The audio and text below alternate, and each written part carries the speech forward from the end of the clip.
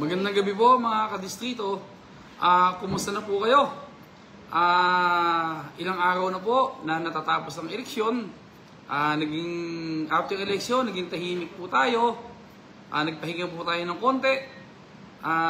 Pasensya na po doon sa napakadaming nagte-text. Talaga po pinipilit ko na araw-araw po masagot ang inyong mga mensahe.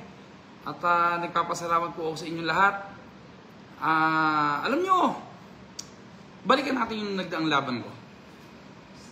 Madaming nagtatanong bagong eleksyon, kung Emeng, manalo ka pa kaya? At paano ka mananalo? Yung tanong po na yan ng mga malalapit sa akin, mga kaibigan, mga leader, ay tanong na nag-aalala sila sapagkat lahat ng mga higanting politiko sa lalawigan ng Nueva Ecija, hindi lang po sa ating distrito, hindi lang sa Gapan, lahat ng higanting politiko sa lalawigan ng Nueva Ecija, nagkampi-kampi, nagtulong-tulong na po sa kalaban ko upang hindi ako manalo. Alam nyo, dispiras ng eleksyon, kahit po wala akong tulog, kahit po pagod na pagod ako, madaling araw, tumakbo po ako ng Nazareno, nanghiya ko ng basbas sa po ng Nazareno. Kaya ramdam ko, panalo ko, alam ko mananalo ko, di ba ba yan Nazareno eh. At kung sa nagtatanong, kung Emeng, paano ka mananalo? Simple lang po, nakita ko po na yung taong bayan ang nagtulong-tulong sa akin. Yung taong bayan na umaasa sa mga programa nating pinangako ko, yung libreng ospital, yung pong papakating pa po natin ng mga mas madaming mga scholar, mas marami tayong matutulungan na mga may sakit sa dating na panahon. Tao po ang lumaban. Tao ang nagtanggol sa akin. Tao ang humiyaw sa oras ng butuhan. Humiyaw sila gamit ang ballpen upang iboto si Congressman Emeng Pascual. Alam po ninyo, doon ko nakita, hindi na pala uso ang lumang politika ng siraan. Dito po natin napatunayan na yung pagtulong na ginagawa natin sa tao ay huwag nating panghihinayangan, lalo na tayong lahat ng mga nakaupo sa posisyon. Unang-una po, naramdaman ko yung dinami-dami ng tinulungan natin na may sakit. Na malalaking halaga, simulan mo sa 10,000 hanggang kalahating milyong piso. Nakita ko yun. Yung tulong na binigay natin sa mga tricycle driver, sa mga magsasaka, sa mga tendera sa palengke, sa mga LGBTQ, yung scholar natin walang limit. Sila po ang nakipaglaban para sa atin. At siyempre po, gusto kong pasalamatan ang lahat ng volunteer, yung lahat ng tumulong, nag-abono pa sa panggasolina, nag-abono sa pagkain, mabasa ng ulan, mabasa ng pawis, ubuhin, magkalagnat. Lahat po ng yon nakita ko, lahat po yung naramdaman ko, kayo po nagpanalo sa akin, hindi ko kayang manalong mag-isa. Saan ba kumapit ang mga tao? Dahil nagtiwala kay Congressman Emeng Pascual. Ulitin ko, sa kabila ng nagtulong-tulong ang lahat ng higanting politiko sa lalawigan ng Nueva Ecija, sino ang umasa na kailangan manalo si Congressman Emeng? Sino po yun? Yung umaasa na yung pinangakong ospital na libre ang lahat ng tao. Ayan na po, tutuparin ko yan. Yung umasa na mas madaming scholar na wala akong pakialam kung saan kayo nag-aaral, wala akong pakialam kung mayaman ka o mahirap ang magulang mo, wala akong pakialam kung sino binoto ng pamilya mo. Basta nag-aaral ka kahit saan lupalop ng Pilipinas, scholar ka ni Congressman Emeng sa ika-4 na distrito. At yun pong ating kolehiyo na nasa lungsod ng Gapan, lalo po natin pag-iibayuhin yan, pagagandahin natin lalo. Magpapagawa po ako ng isang eskwelahan na kasing ganda ng Lasal ang building. Saan po natin itatayo yan? Itatayo po natin yan kung saan po natin itatayo. Yun pong ating pinondohan na 2 bilyon. 2 bilyon na pondo, mayroon na pong pondo. Yun pong ating sports complex na mayroon pong 8,000 seating capacity na grandstand. Mayroon po yung oval, mayroon po yung Olympic size swimming pool, at mayroon pong basketball court na centralized air condition na 6,000 seating capacity. Diyan po lahat yan. Ako po, lahat ng yan, tinatanong ang utang loob sa inyo dahil naniwala po kayo sa pangako ko at yun ang pinangako noong 2022 ay na-deliver ko. Kaya pansinin po ninyo, Ang boto ko noong 2022 na ako'y nanalo ay 177,000. Ngayon pong 2025, kulang 200,000 na po naging boto ni Congressman Eming Pascual. Salamat po. Maraming salamat sa inyong lahat. Isa lang hihilingin ko sa ating mga sumutaga-suporta, sa mga volunteer, sa mga kaibigan. Huwag na po tayong mga ntsaw. Kalimutan na po natin yung nagdaang eleksyon. Kalimutan po natin yung masasamang paninira nila sa atin. Paano natin buburahin yon? Hindi sa pagganti. Buburahin natin yon sa paggawa ng mabuti, sa pagdi-deliver ng mga dekalibreng serbisyo. Ipararamdam natin yon na tayo ay hindi lamang congressman ng mga bumoto sa atin. Bagkus, congressman tayo ng lahat ng mga tao sa ika-4 na distrito. Wala po tayong pipiliin. Dahil para sa akin po, ang bawat tao ay may karapatang mamili. May karapatan silang mamili kung dapat kang iboto o hindi. Pero, kapag natapos ang eleksyon, nasa akin yung mga kamay na ang bola, kung kayo ba ay magsisisi kung ba't hindi nyo ako binoto. At kayo ba ay magpapasalamat, buti na lang binoto natin si Congressman Eming Pascual.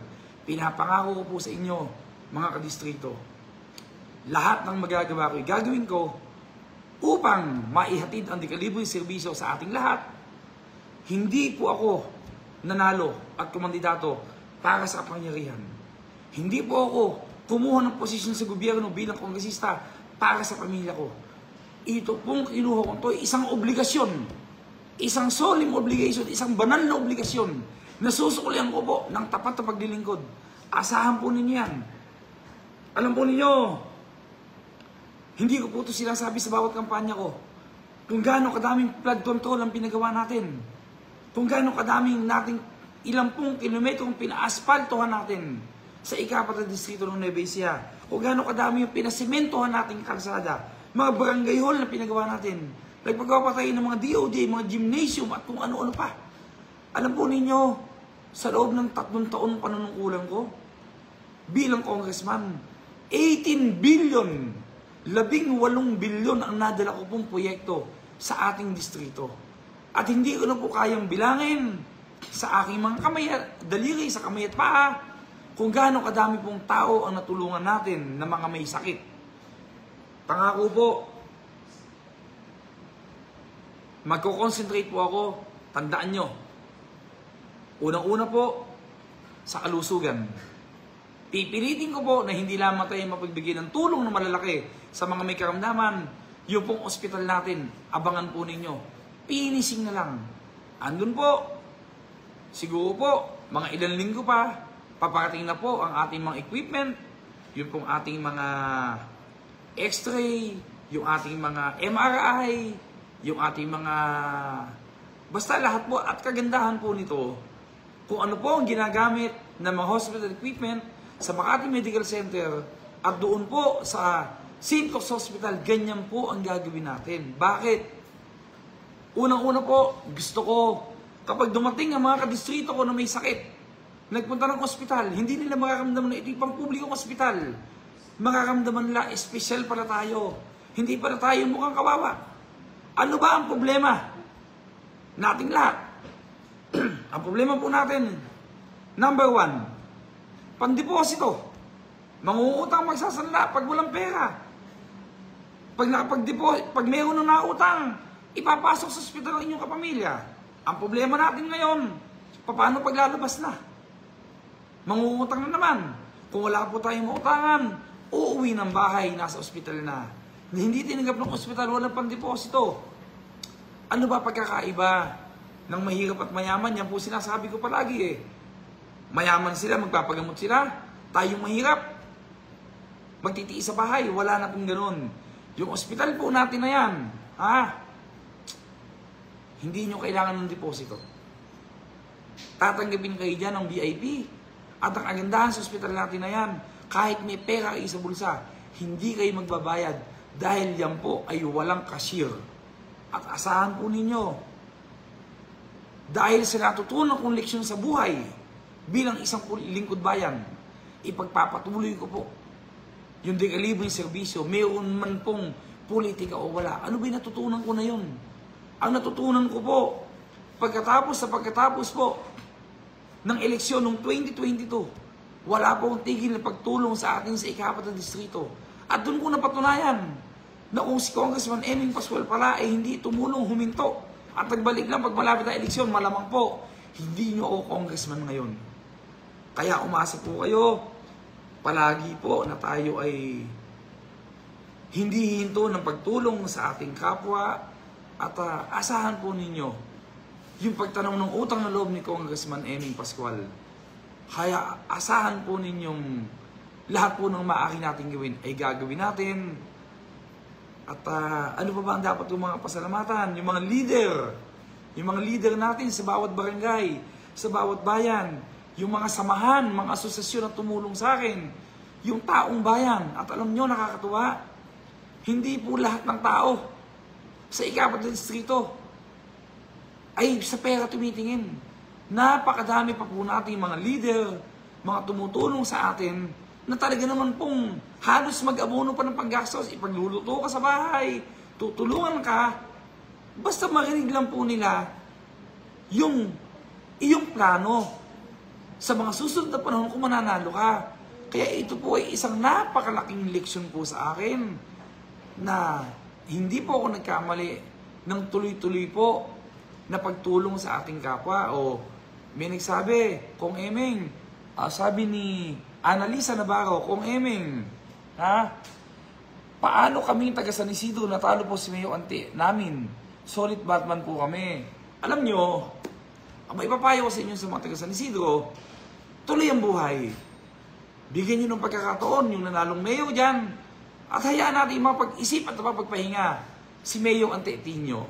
At sa tingin ko naman, kahit naman wala sa posisyon, tuloy-tuloy yung pagtulong niya at yung bagong Mayo na nagbabalik, na nanalo si Mayo, doon bigyan niyo ng pagkakataon. At ako naman po, hindi ko pababayaan ang bayan ng San Isidro. Kita niyo naman kung paano kung tinulungan ng bayan ng San Isidro. Sa loob ng 3 taon, 2 bilyong mahigit ang pinasok kong pondo sa inyo. Sa loob ng 3 taon, napakadaming milyong piso ang inubos ko sa mga may sakit sa bayan ng San Isidro. Tuloy lang po ang buhay. Ang buhay, minsan po talaga may natatalo, may nananalo. Kahit po natalo inyong manok sa San Isidro, tuloy lang po kayo. Ano pa ba ang pwede kong pagpasalamat sa inyo? Ako yung ngayon lang po ako nakapag-live video upang magpasalamat. Alam nyo, nung bilangan, una, di ba, nagdasal ako sa Nazareno. Lumuwas ako. Tapos po, umina ako. Pahinga. Meeting ng mga leaders, ng mga tumutulong. Alam nyo, nung bumoto ko ng alas 8 ng umaga, kami ng mga tatay ko, kami ng Mayor Joy, kaming pamilya, sabi ko, mananalo ko. Nung bilangan na po, hindi ako kumikibo. Nung mag-umpisa na, alas 7 ng gabi, sabi ko, alam ko, panalo ko. Hindi ko po alam ba't ganun palagi kalakas ang loob ko. Siguro dahil alam ko na yung taong bayan na nasa likod ko, ang aking pamilya, yung Panginoon Diyos, nakasuporta sa atin. Awa po ng Diyos, lahat naman po ng dumating na boto, panalo ko, ulitin ko. Paano ako mananalo? Sumugal uli sa akin ng taong bayan. Ipinaglaban ako ng taong bayan. Ipinaglaban ako ng mga tao na nakita ang ginawa ko at naniniwala pa sa ating mga gagawin.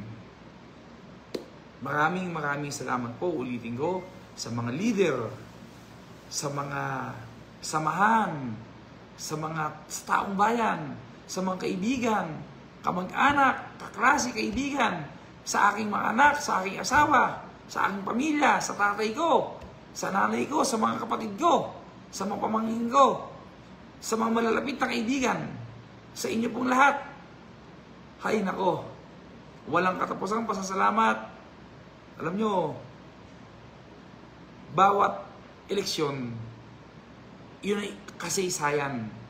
Kasaysayang isinusulat sa libro ng politika sa ating distrito at sa ating bayan. At ang masarap po nun, ang mga tao hindi lang po nagbasa ng kasaysayan. Kayo ay nakialam sa pagsulat ng kasaysayan. Paano kayo nakialam?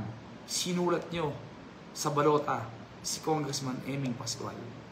Yun po, nakatalana sa kasaysayan At yun pong isinulat natin sa libro ng kasaysayan na yan, ay hindi ko po sasayangin. Lahat po ng magagawa ay gagawin ko. Maraming salamat po sa inyong lahat. Ayan. At yung pong opisina natin, sa dinami-dami ng naging kongresista ng ika-4 na distrito, siguro po napansin nyo, ako lang po ang nag-iisa at kauna-unahang nagpatayo ng opisina para sa distrito. Yun po yung nasa tapat ng Walter Mall. Pagpapatuloy po natin yan, hindi po tayo titigil, hindi po tayo lulubay, wala po tayong sasayangin kahit na isang segundo sa pagtitiwalang binigay niyo sa akin. Maraming salamat po sa inyo lahat. Pagpalain po tayo ng Panginoon Diyos. Salamat po sa muling pagtitiwala, Congressman Eming Pascual. Salamat po.